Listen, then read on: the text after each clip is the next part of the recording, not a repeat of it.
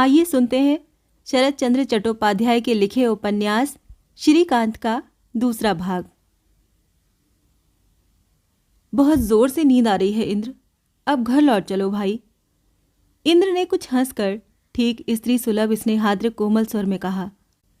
नींद आने की ही तो बात है भैया, पर क्या किया जाए श्रीकांत, आज तो कुछ देर होगी ही, अभी बहुत सा काम पड़ा है। अच्छा एक काम करो ना, इसी जगह थोड़ा सा लेट लो। दोबारा अनुरोध की जरूरत ही नहीं हुई। मैं गुड़मुड़ होकर उसी स्थान पर लेट गया, परंतु नींद नहीं आई। अधमुंदी आंखों से मैं चुपचाप आकाश में बादलों और चांद की आंख मिचौनी देखने लगा। ये डूबा, वो निकला, फिर डूबा, फिर हंसा, और कान में आने लगी जल प्रवाह की वही सतत हुंकार। ये एक ही बात प्राय मेरे मन में आया करती है कि मैं उस दिन इस प्रकार सब कुछ भूल भाल कर बादलों और चंद्रमा के बीच कैसे डूब गया था। तन्मय होकर चांद देखने की अवस्था तो मेरी उस समय थी नहीं, किंतु बड़े बूढ़े लोग पृथ्वी के अनेक व्यापार देख सुनकर कहा करते हैं कि ये बाहरी चांद कुछ नहीं है, बादल भी कुछ नहीं है, सब माया है, मिथ्या है। दरअसल कुछ चीज़ है तो ये अपना मन है। वो जब जिसे जो दिखता है विभोर होकर, तब वो केवल वही देखता है। मेरी भी यही दशा थी। इतने प्रकार की भयंकर घटनाओं में से इस प्रकार सही सलामत बाहर निकल आने के उपरांत मेरा निर्जीव मन उस समय शायद ऐसी ही किसी एक शांत तस्वीर के भीतर विश्राम लेना चाहता था। इतने में घंटे 2 घंटे निकल गए जिनकी मुझे खबर ही नहीं हुई।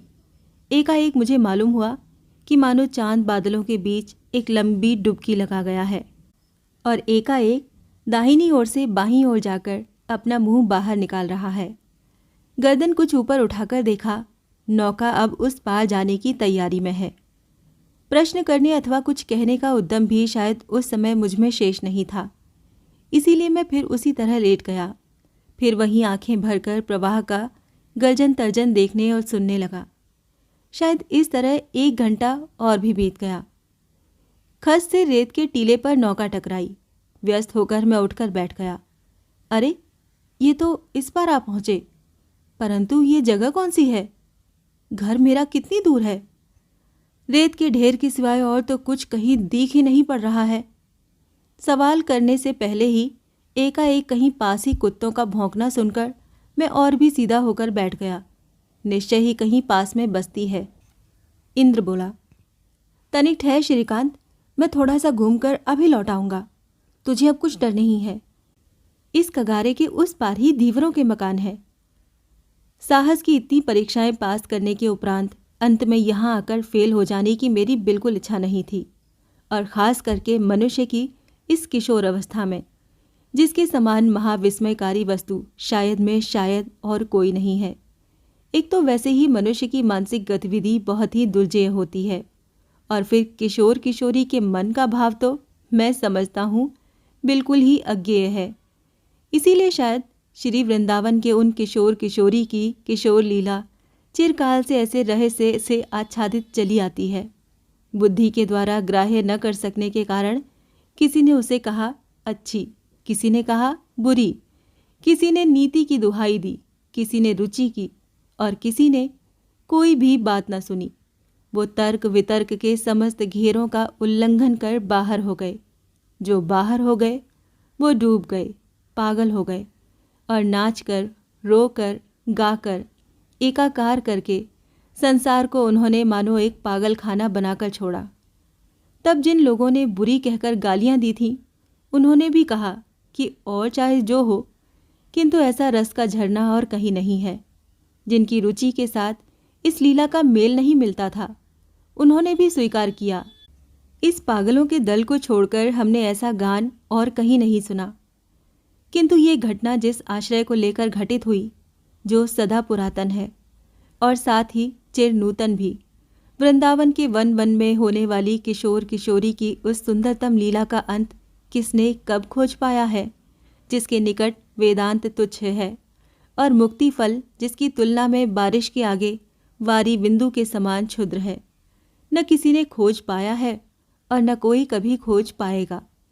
इसीलिए तो मैंने कहा कि उस समय मेरी वही किशोर अवस्था थी। भले ही उस समय यौवन का तेज और दृढ़ता ना आई हो, परंतु फिर भी उसका दंभ तो आकर हाजिर हो गया था। आत्मसम्मान की आकांक्षा तो हृदय में सजग हो गई थी। उस समय अपने सखा के निकट अपने को कौन डरपोक सिद्ध करना चाहेगा? इसीलिए मैंने उसी दम जवाब दिया, मैं डरूंगा क्यों? अच्छा तो है, जाओ। इंद्र ने और दूसरा वाक्य खर्च न किया और वो जल्दी जल्दी पैर बढ़ाता हुआ अदृश्य हो गया। ऊपर सिर पर अंधकार प्रकाश की वो आंख मिचौनी हो रही थी। पीछे बहुत दूर तक अविश्रांत सतत गर्जन तर्जन हो रहा था और सामने वही रेती का किनारा था। ये कौन स्थान है? सोच ही रहा था कि इंद्र दौड़ता हुआ आकर खड़ा हो गया। बोला, श्रीकांत, तुझसे एक बात कहने को लौटाया हूं। यदि कोई मच्छ मांगने आवे तो खबरदार देना नहीं, कहे देता हूं।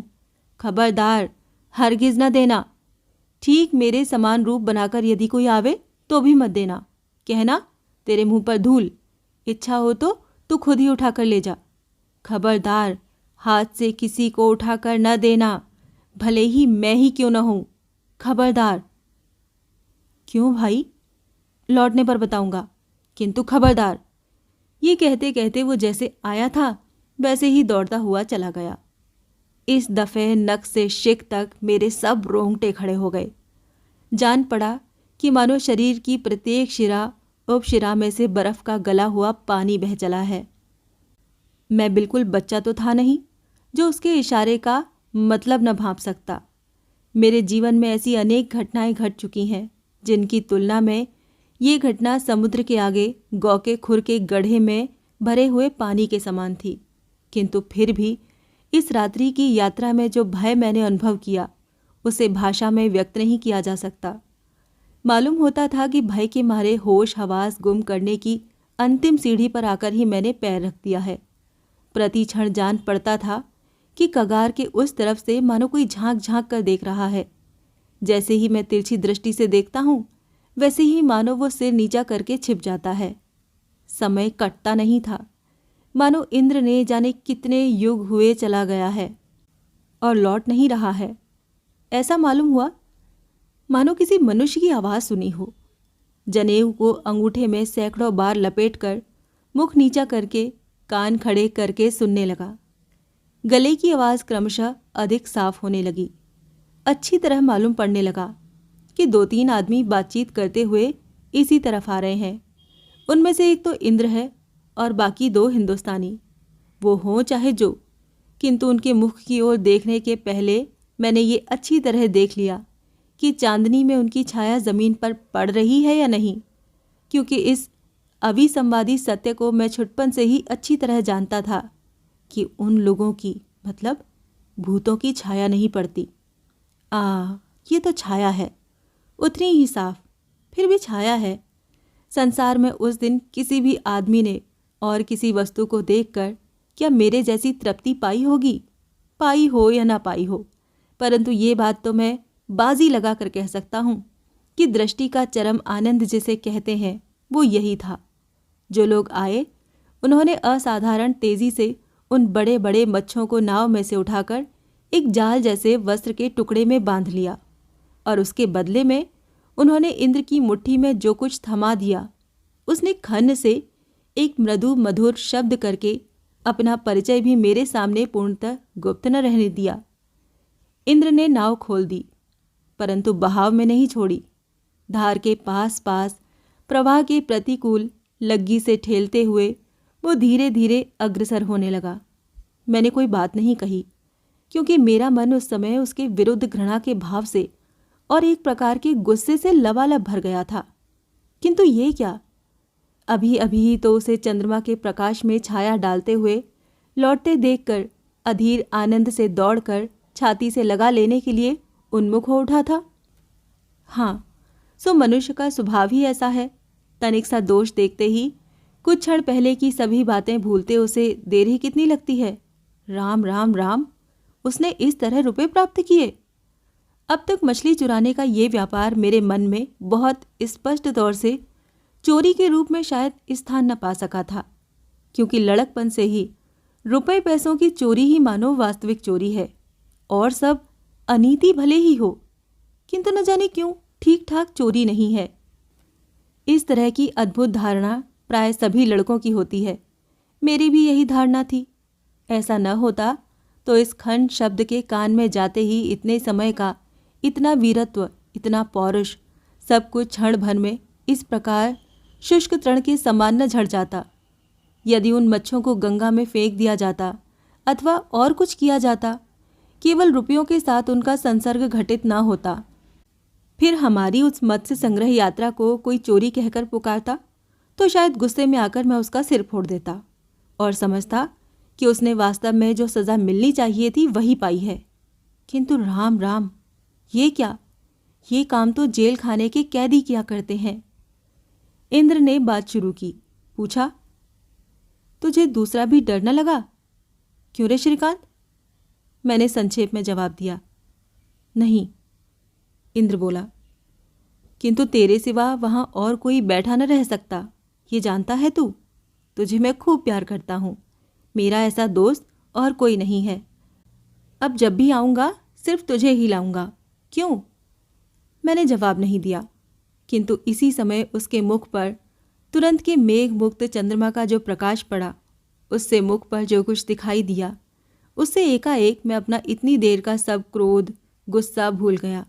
मैंने पूछा, अच्छा इंद्र, तुमने कभी उन सबको देखा है? किन सबको? वही जो मच्छ मांगने आते हैं। नहीं भाई, देखा तो नहीं है, लेकिन लोग जो कहते हैं वो सुना है। अच्छा, तुम यहाँ अकेले आ सकते हो? इंद्र हंसा, बोला, मैं तो अकेले ही आया करता हूँ। डर नहीं लगता? नहीं, राम का नाम लेता हूँ, फिर वो किसी तरह नहीं आ सकते। कुछ देर रुककर फिर कहना शुरू किया, राम नाम क्या कोई साधारण चीज़ है रे? यदि तू राम का नाम लेते लेते सांप के मुंह में चला जाए तो तेरा कुछ न बिगड़ेगा। देखेगा कि मारे डर के सभी रास्ता छोड़कर भागने लगे हैं, किंतु डरने से काम नहीं चलता। तब तो वो जान जाते हैं कि ये सिर्फ चालाकी कर रहा है। वो सब अंतर्यामी जो है। रेती का किनारा खत्म होते ही कंकड़ों का किनारा शुरू हो गया। उस पार की अपेक्षा इस पार पानी का बहाव बहुत कम था, बल्कि यहाँ तो मालूम हुआ मानो बहाव उल्टी तरफ जा रहा है। इंद्र ने लग्गी उठाकर पतवार हाथ में लेते हुए कहा, वो जो सामने वन सरीखा दीख पड़ता है, उसी में से होकर हमें जाना है। यहाँ ज़रा मैं उतरूँगा, जाऊँगा और आ जाऊँगा, देर न लगेगी। क्यों, उतर जाऊँ?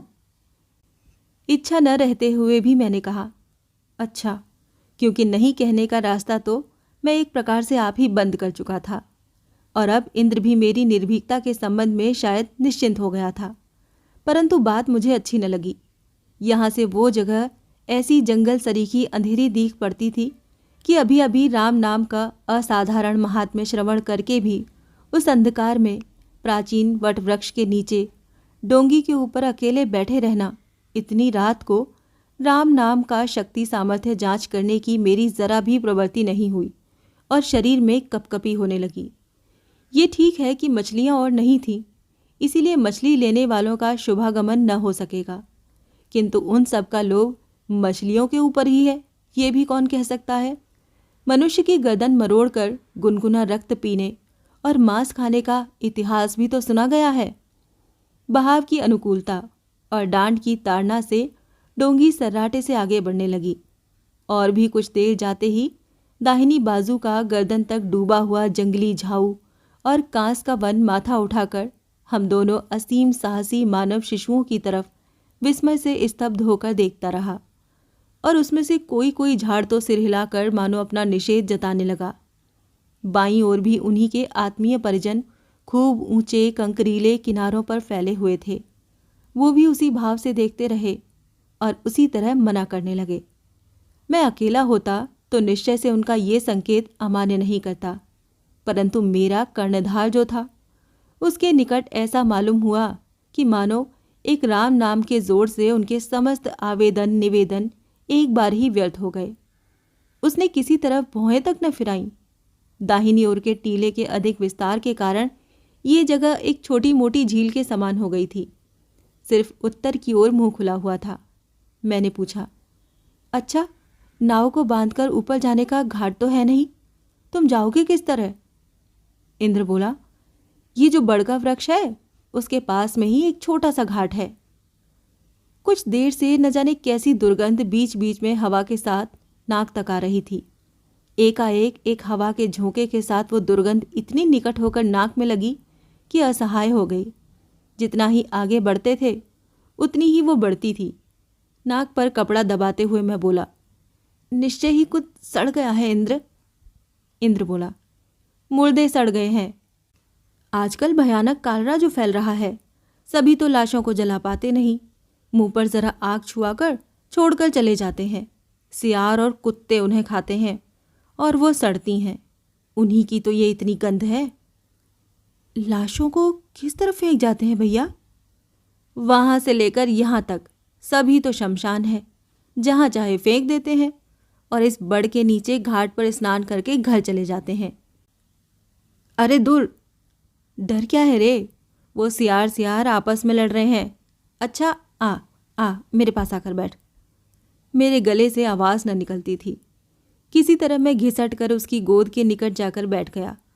पल भर के लिए मुझे स्पर्श करके और हंसकर वो बोला, डर क्या है श्रीकांत? कितने दफ़े रात को मैं इस रास्ते आया गया हूँ। 3 बार राम का नाम लेने से फिर किसकी ताकत है जो पास में फटके? उसे स्पर्श करके मेरी देह में मानो ज़रा चेतना आई। मैंने अस्फुट स्वर में कहा, नहीं भाई, तुम्हारे दोनों पैर पड़ता हूँ, यहाँ पर कहीं मत उतरो, सीधे ही घर चलो। उसने फिर मेरे कंधों पर हाथ रखकर कहा, नहीं श्रीकांत, एक दफ़े जाना ही पड़ेगा। ये रुपए दिए बिना काम न चलेगा। वो बैठे राह देख रहे होंगे। मैं 3 दिन से नहीं आ पाया। रुपए कल न दे देना भाई। नहीं भाई, ऐसी बात न कर, मेरे साथ तू भी चल, किंतु किसी से ये बात कहना मत। मैंने धीरे से ना कहकर उसे उसी तरह स्पर्श किए हुए पत्थर की नाई बैठा रहा। गला सूख कर काठ हो गया था, किंतु हाथ बढ़ाकर पानी पी लूं या हिलने डुलने की कोई चेष्टा करूं, ये शक्ति ही नहीं रही थी। पेड़ों की छाया के बीच में आ पड़ने से पास ही वो घाट दिख पड़ा जहां हमें नीचे उतरना था। ऊपर पेड़ वगैरह न होने से म्लान ज्योत्सना के प्रकाश में भी खूब प्रकाशमान हो रहा था। ये देखकर इतने दुख में भी मुझे आराम मिला। घाट के कंकड़ों में जाकर डोंगी धक्का न खा जाए, इसीलिए इंद्र पहले से ही उतरने के लिए प्रस्तुत होकर डोंगी के मुंह के पास तक खिसक आया था। किनारे लगते न लगते वो उस पर से फांद पड़ा, पर फांदते ही भयभीत स्वर से उफ कर उठा। मैं उसके पीछे ही था, इसीलिए दोनों की नज़र उस वस्तु पर प्राय एक साथ ही पड़ी। उस समय वो नीचे था और मैं नौका के ऊपर। शायद मेरे जीवन में अकाल मृत्यु कभी उतने करुणा रूप में नजर नहीं आई थी। वो कितनी बड़ी व्यथा का कारण होती है, ये बात उस तरह न देखी जाए तो शायद और तरह से जानी ही नहीं जा सकती। गंभीर रात्रि में चारों दिशाएं निविड़ स्तब्धता से परिपूर्ण थीं। सिर्फ बीच बीच में झाड़ झंखाड़ों में से कहीं शमशानचारी सियारों का भूख से व्याकुल कलह चीत्कार, कहीं वृक्षों पर सोते हुए अर्धसुप्त बृहत्काय पक्षियों के पंखों की फड़फड़ाहट और बहुत दूर से आया हुआ तीव्र जल प्रवाह का हू आर्तनाद सुन पड़ता था। हम दोनों इन सब के बीच निर्वाक निस्तब्ध होकर उस महाकरुण दृश्य की ओर देखते रहे। एक 6-7 वर्ष का गौरवर्ण हष्टपुष्ट बालक पड़ा हुआ दिखाई दिया, जिसका सर्वाक्ष पानी में डूबा हुआ था और सिर्फ सिर घाट के ऊपर था। शायद सियार हाल ही में उसे पानी से बाहर निकाल रहे थे और अब केवल हमारे आकस्मिक आगमन के कारण कहीं पास ही खड़े हुए हमारे जाने की राह देख रहे हैं। बहुत करके उसे मरे हुए 3-4 घंटे से अधिक नहीं हुए थे। मानो वो बेचारा हैजा की दारुण यातना भोग कर माता गंगा की गोद में ही सो गया था और माँ मानो बड़ी सावधानी से उसकी सुकुमार सुंदर देह को अभी अभी अपनी गोद से उतारकर बिछौने पर सुला रही थी। इस तरह कुछ जल और कुछ स्थल पर पड़ी हुई उस सोते हुए शिशु की देह पर हमारी आंखें जा पड़ी। मुंह ऊपर उठाया तो देखा कि इंद्र की दोनों आंखों में से आंसुओं के बड़े बड़े बिंदु झर रहे हैं। वो बोला, तू दूर हटकर खड़ा हो जा श्रीकांत। मैं इस बेचारे को नौका में रखकर टीले के उस झाऊ वन के भीतर रखे आता हूँ। ये सत्य है कि उसकी आंखों में आंसू देखते ही मेरी आंखों में भी आंसू आ गए, किंतु इस छूने ऊने के प्रस्ताव में मैं एक बार की संकुचित हो उठा। इस बात को मैं अस्वीकार नहीं करता कि दूसरे के दुख में दुखी होकर आंखों से आंसू बहाना सहज नहीं है, किंतु इसी कारण उस दुख के बीच अपने दोनों हाथ बढ़ाकर जुट जाना ये बहुत अधिक कठिन काम है। उस समय छोटी बड़ी न जाने कितनी जगहों से खिंचाव पड़ता है। अव्वल तो मैं इस पृथ्वी के शिरोभूत हिंदू घर में वशिष्ठ इत्यादि के पवित्र पूज रक्त का वंशधर होकर जन्मा। इसीलिए जन्मगत संस्कारों के वश मैंने सीख रखा था कि मृत देह को स्पर्श करना भी एक भीषण कठिन व्यापार है। दूसरे, इसमें न जाने कितने शास्त्रीय विधि निषेधों की बाधाएं हैं और कितने तरह तरह के कर्म कांडों का घटाटोप है। इसके सिवाय ये किस रोग से मरा है, किसका लड़का है, किस जाति का है आदि कुछ न जानते हुए और मरने के बाद ये ठीक तौर से प्रायश्चित करके घर से बाहर हुआ था या नहीं, इसका पता लगाए बिना ही इसे स्पर्श किस तरह किया जा सकता है। कुंठित होकर जैसे ही मैंने पूछा, किस जाति का मुर्दा है और क्या तुम इसे छुओगे, कि इंद्र ने आगे बढ़कर एक हाथ उसकी गर्दन के नीचे और दूसरा हाथ घुटनों के नीचे देकर उसे सूखे तिनकों के समान उठा लिया और कहा, नहीं तो बेचारे को सियार नोच नोच कर न खा जाएंगे। इसके मुंह से तो अभी तक औषधियों की गंध आ रही है रे। ये कहते कहते उसने नौका के उसी तख्त पर जिस पर कि पहले मैं सोया था उसे सुला दिया और नाव को ठेल कर स्वयं भी चढ़ गया। बोला, मुर्दे की क्या जात होती है रे? मैंने तर्क किया, क्यों नहीं होती? इंद्र बोला, अरे ये तो मुर्दा है, मरे हुए की जात क्या? ये तो वैसा ही है जैसे हमारी ये डोंगी। इसकी भला क्या जात है? आम या जामुन, जिसकी काठ की भी बनी हो। अब तो इसे डोंगी छोड़कर कोई भी नहीं कहेगा कि ये आम है या जामुन। समझा कि नहीं? ये भी उसी तरह है। अब मालूम होता है कि ये दृष्टांत निरे बच्चों का सा था, किंतु अंतर में ये भी तो अस्वीकार करते नहीं बनता कि यहीं कहीं इसी के बीच एक अति तीक्ष्ण सत्य अपने आप को छुपाए हुए बैठा है। बीच बीच में ऐसी ही खरी बातें वो कह जाया करता था। इसीलिए मैंने अनेक दफ़े सोचा कि इस उम्र में किसी के पास कुछ भी शिक्षा पाए बगैर, बल्कि प्रचलित शिक्षा संस्कारों को अतिक्रम करके इन सब तत्वों को उसने पाया कहाँ। किंतु अब ऐसा जान पड़ता है कि उम्र बढ़ने के साथ मानो मैंने इसका उत्तर भी पा लिया है। कपट तो मानो इंद्र में था ही नहीं। उद्देश्य को गुप्त रखकर तो वो कोई काम करना जानता ही न था। इसीलिए मैं समझता हूँ उसके हृदय का वो व्यक्तिगत विच्छिन्न सत्य किसी अज्ञात नियम के वंशवर्ती होकर उस विश्वव्यापी अविच्छिन्न निखिल सत्य का साक्षात करके अनायास ही बहुत ही सहज में उसे अपने आप में आकर्षित कर आत्मसात कर सकता था। उसकी शुद्ध सरल बुद्धि पक्के उस्ताद की उम्मीदवारी किए बगैर ही समस्त व्यापार को ठीक ठीक अच्छी तरह जान लेती थी। वास्तविक अकपट सहज बुद्धि ही तो संसार में परम और चरम बुद्धि है।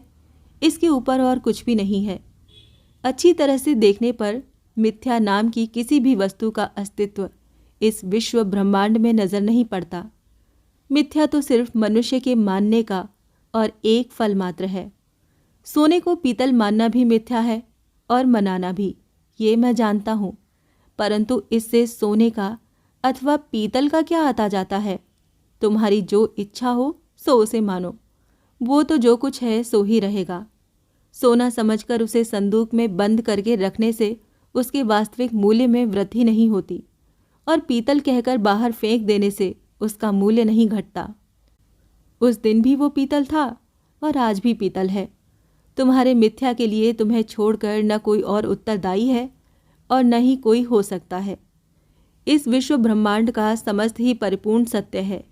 मिथ्या का अस्तित्व यदि कहीं है तो वो मनुष्य के मन को छोड़कर और कहीं नहीं है। इसीलिए इंद्र ने इस असत्य को अपने अंतर में जाने या अनजाने किसी दिन जब स्थान नहीं दिया, तब यदि उसकी विशुद्ध बुद्धि मंगल और सत्य को ही प्राप्त करती है, तो इसमें विचित्र ही क्या हुआ। किंतु ये बात उसके लिए विचित्र न होने पर भी मैं ये नहीं कह सकता हूँ कि किसी के लिए भी विचित्र नहीं है। ठीक इसी बहाने मैंने अपने जीवन में ही जो इसका प्रमाण पाया है, उसे कह देने का लोभ मैं यहाँ संवरण नहीं कर सकता। उक्त घटना के 10-11 वर्ष बाद एकाएक एक दिन शाम के वक्त ये संवाद मिला कि एक वृद्धा ब्राह्मणी उस मोहल्ले में सुबह से मरी पड़ी है। किसी तरह भी उसके क्रियाकर्म के लिए लोग नहीं जुटते।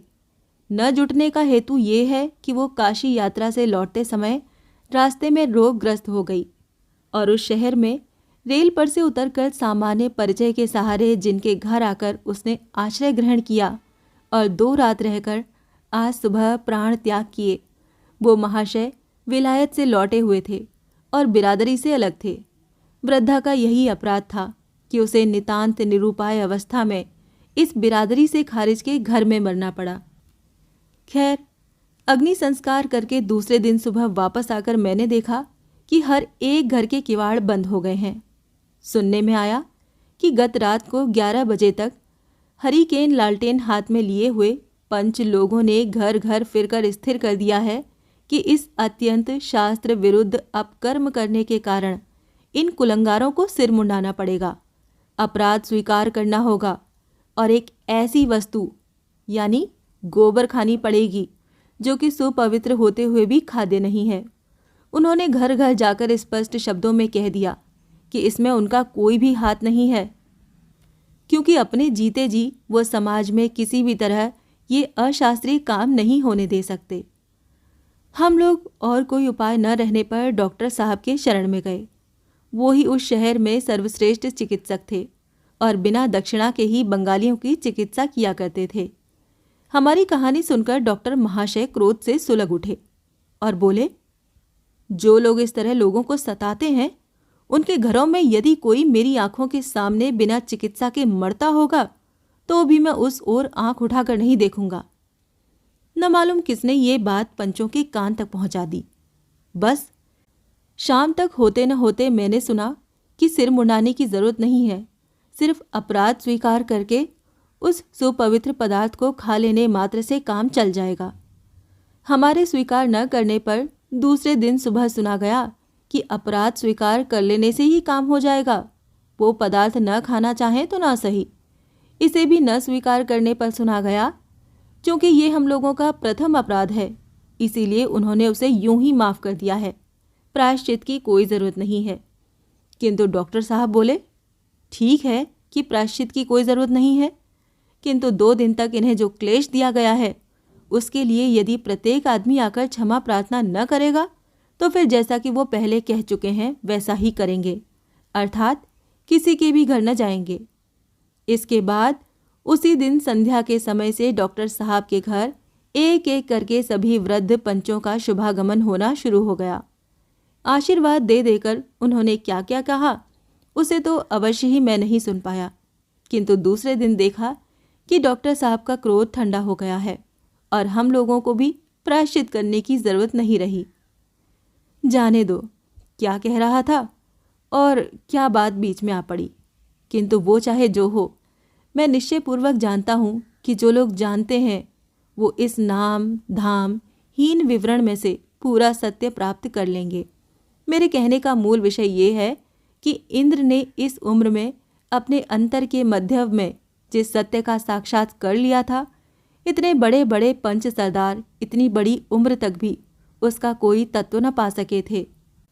और डॉक्टर साहब यदि उस दिन इस प्रकार उनके शास्त्र ज्ञान की चिकित्सा न कर देते तो कभी उनकी ये व्याधि अच्छी होती या नहीं, सो जगदीश्वर ही जाने।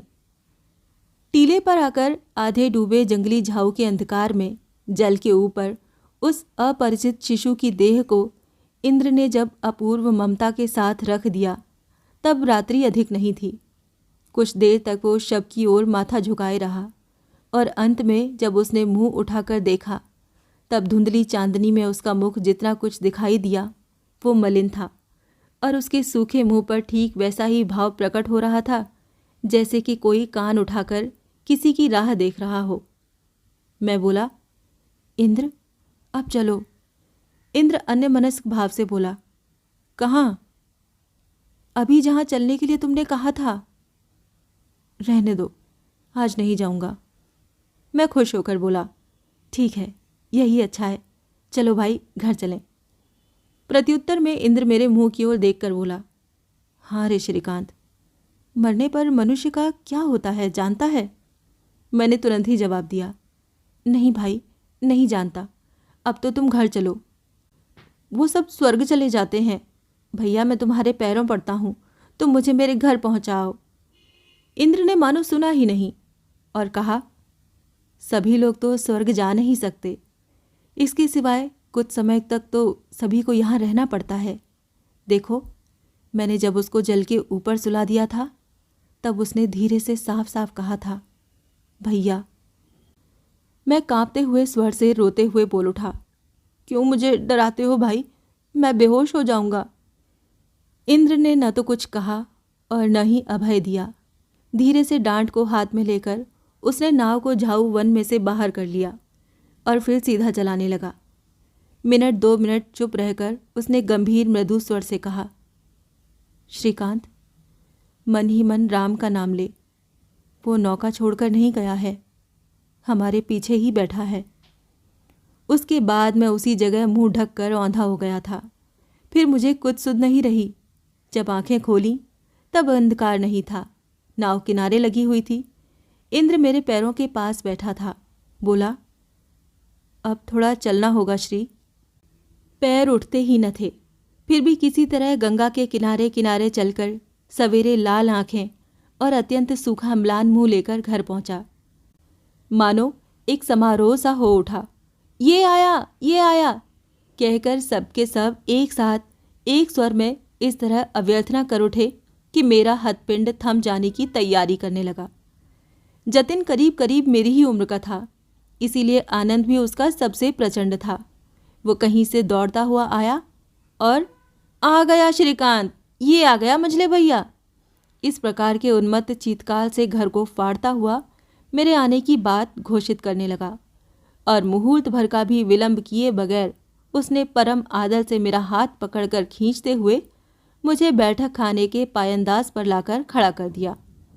वहाँ पर मंझले भैया गहरा मन लगाए परीक्षा पास करने का पाठ पढ़ रहे थे।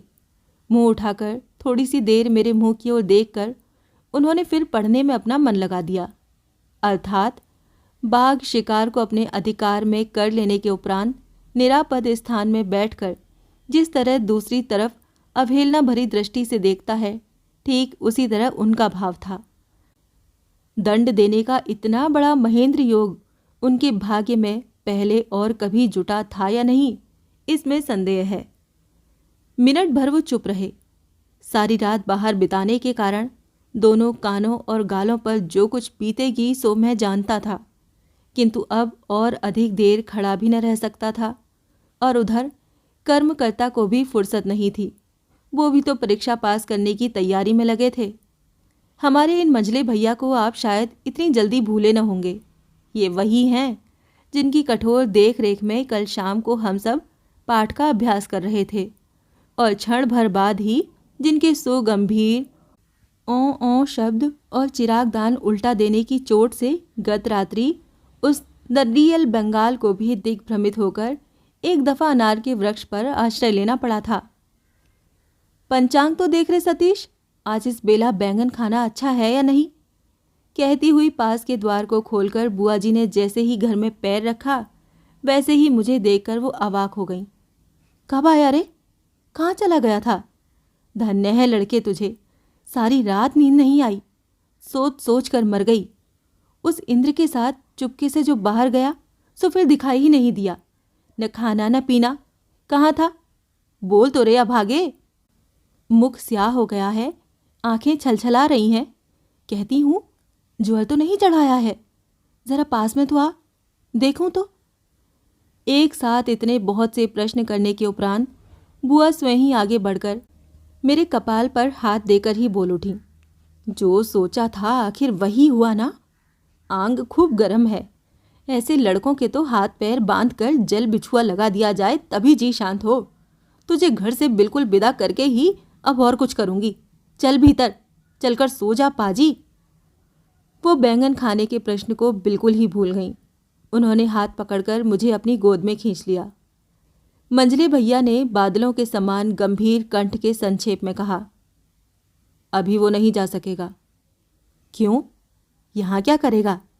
नहीं नहीं, इस समय अब इसका पढ़ना लिखना ना होगा। पहले 2 कौर खाकर थोड़ा सो ले। हाँ, मेरे साथ, कहकर बुआ जी मुझको लेकर चलने लगी। किंतु शिकार जो हाथ से निकला जाता था, मंझले भैया स्थान काल भूल गए और जोर से चिल्ला उठे और धमका कर बोले, खबरदार, कहता हूं यहां से मत जा श्रीकांत। बुआ तब कुछ चौंक उठी। इसके बाद मुंह फेर मंझले भैया की ओर देखकर केवल इतना ही बोली, सती। बुआ जी गंभीर प्रकृति की औरत थी। सारा घर उनसे डरता था। मंझले भैया तो बस उस एक तीखी नज़र से ही भय के मारे सिटपिटा गए। और फिर पास ही के कमरे में बड़े भैया भी बैठे थे। बात कहीं उनके कान तक गई तो फिर खैर नहीं थी। बुआ जी का एक स्वभाव हम लोग हमेशा से देखते आ रहे थे। कभी किसी भी कारण वो शोरगुल करके लोगों को इकट्ठा करना पसंद नहीं करती थीं। 1000 गुस्सा होने पर भी वो कभी जोर से नहीं बोलती थीं। वो बोली, जान पड़ता है तेरे ही डर से यहाँ खड़ा है। देख सतीश, जब तब सुना करती हूँ कि तू बच्चों को मारता पीटता है। आज से यदि कभी किसी को हाथ भी लगाया और मुझे मालूम हो गया तो इसी खंबे से बंधवाकर नौकर के हाथ तुझे बेंते लगवाऊंगी। बेहया, खुद तो हर साल फेल हुआ करता है और फिर दूसरों पर रुआब गांठता है। चाहे पढ़े चाहे ना पढ़े, आगे से तू किसी से कुछ भी नहीं पूछेगा। इतना कहकर जिस रास्ते आई थीं उसी रास्ते मुझे लेकर वो चली गई। मंझले भैया अपना सा मुंह लिए बैठे रहे। ये बात मंझले भैया भली भांति जानते थे कि इस आदेश की अवहेलना करना किसी के बस की बात नहीं है। मुझे अपने साथ लेकर बुआ अपने कमरे में आई। मेरे कपड़े बदलवाए, पेट भरकर गरम गरम जलेबियां खिलाईं, बिस्तर पर सुला दिया और ये बात अच्छी तरह जताकर बाहर से सांकल लगाकर चली गईं कि मैं मर जाऊं तो उनके हाड़ जुड़ा जाएं। 5-1 मिनट के बाद वो खट से सांकल खोलकर छोटा भाई हाँफता हाँफता आया और मेरे बिछौने पर आकर पट पड़ गया। आनंद के अतिरेक से पहले तो वो बात भी न कर सका। फिर थोड़ा दम लेकर फुसफुसा कर बोला, मंझले भैया को माँ ने क्या हुक्म दिया है जानते हो? हम लोगों के किसी भी काम में पढ़ने की उन्हें अब ज़रूरत नहीं है। अब तुम और मैं दोनों एक कमरे में पढ़ेंगे। मंझले भैया की हम ज़रा भी परवाह नहीं करेंगे। इतना कहकर उसने अपने दोनों हाथों के अंगूठे एकत्र करके जोर से नचा दिए। 3 भी पीछे पीछे आकर हाजिर हो गए। ये अपनी कारगुजारी की उत्तेजना में एक बार की अधीर हो रहा था और छोटे भाई को ये सो समाचार देकर यहाँ खींच लाया था। पहले तो वो कुछ देर तक खूब हंसता रहा, फिर हंसना बंद करके अपनी छाती बारंबार ठोंक कर बोला, मैं मेरे ही सबब से ये सब हुआ है। सो क्या तुम नहीं जानते? यदि मैं इसे मंझले भैया के सामने न ले जाता तो क्या माँ कभी ऐसा हुक्म देती? पर छोटे भैया, तुम्हें अपना कलदार लट्टू मुझे दे देना होगा, सो कहे देता हूँ। अच्छा दिया, ले आ, जा मेरे डेस्क में है। छोटे भाई ने उसी क्षण हुक्म दे डाला। किंतु उसी लट्टू को घंटे भर पहले शायद वो पृथ्वी की सारी संपत्ति के बदले भी न दे सकता था। ऐसा ही मूल्य होता है मनुष्य की अधीनता का। व्यक्तिगत न्याय अधिकारों को प्राप्त करने का ऐसा ही आनंद होता है। आज मुझे बार बार ख्याल आता है कि बच्चों के निकट भी उसकी अमूल्यता बिंदु भर भी कम नहीं है। मंझले भैया बड़े होने के कारण स्वेच्छाचार से अपने से छोटों के जिन समस्त अधिकारों को ग्रास कर बैठे थे, उन्हें फिर से प्राप्त करने के सौभाग्य लाभ से छोटे भाई ने अपनी प्राणों से भी प्रिय वस्तु बिना संकोच के दे डाली। दरअसल मंझले भैया के अत्याचारों की सीमा न थी। रविवार को कड़ी दोपहरी में 1 मील का रास्ता नापकर उनके ताश खेलने वाले दोस्तों को बुलाने जाना पड़ता था। गर्मी की छुट्टियों में दिन में जब तक वो सोते रहते थे तब तक पंखा झलना पड़ता था। सर्दी के दिनों में जब वो लिहाफ के भीतर हाथ पैर छिपाकर कछुए की तरह बैठे किताब पढ़ते थे, तब हमें बैठे बैठे उनकी किताब के पन्ने पलट देने होते थे। यही सब उनके अत्याचार थे और फिर न कहने का भी कोई उपाय नहीं था। किसी के निकट शिकायत करने की भी ताब नहीं थी। गुणाक्षर न्याय से भी यदि वो जान जाते तो हुक्म दे बैठते, केशव जा तो अपनी ज्योग्राफी ले आ, देखूं तुझे पुराना सबक याद है कि नहीं। जतिन जा तो एक अच्छी सी झाऊ की छड़ी तोड़ ला। अर्थात पिटना अनिवार्य था। अतएव आनंद की मात्रा में इन लोगों में यदि प्रतिस्पर्धा हो रही थी तो इसमें अचरज की बात ही क्या थी। किंतु आनंद कितना ही क्यों न हो, अंत में उसे स्थगित रखना आवश्यक हो गया, क्योंकि स्कूल का समय हो रहा था। मुझे तो ज्वर था, इसीलिए कहीं जाना न था। याद आता है कि उस रात को बुखार तेज हो गया और फिर 7-8 दिन तक खाट में ही पड़े रहना पड़ा। इससे आगे की कहानी जानने के लिए सुनिए श्रीकांत का अगला भाग।